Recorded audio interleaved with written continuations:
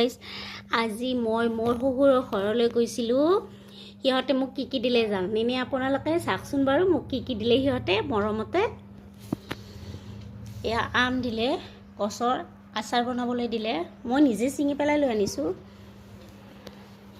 এয়া চাওক কিমান ডাঙৰ ডাঙৰ তামোল। মই ইমান ডাঙৰ ডাঙৰ তামোল দেখাই নাছিলোঁ এতিয়ালৈকে।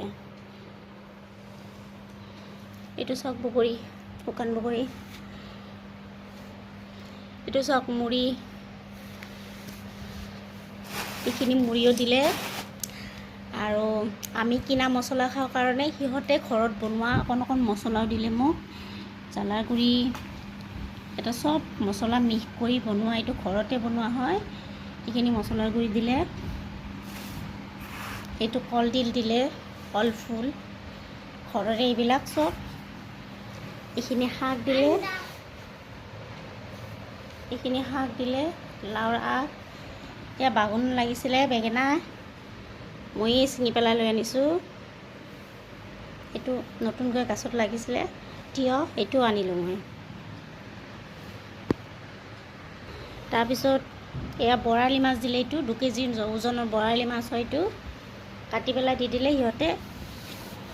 আৰু এইটো মাগুৰ মাছ, লোকেল মাগুৰ মাছ হয়, এইটো দি দিলে সিহঁতে। কাটি বাছি ধুনীয়াকৈ দি দিছে, যাতে মোৰ কষ্ট নহয় আৰু। মোৰ জাকেইটা মোক বহুতে মৰম কৰে। এইখিনি শিঙিৰা মাছ, এইখিনি গৰৈ মাছ, মাগুৰ মাছ আৰু বৰালি মাছতে এক কণী ওলাইছিলে, এইখিনি মই বেলেগকৈ থৈছোঁ। এইখিনি কাচকল দিলে, এয়া ঘৰৰ লোকেল কণী, এইখিনিও দিলে মোক। আৰু এইখিনি মাছ, এইখিনিও তুৰি মাছ, এইখিনিও দিলে।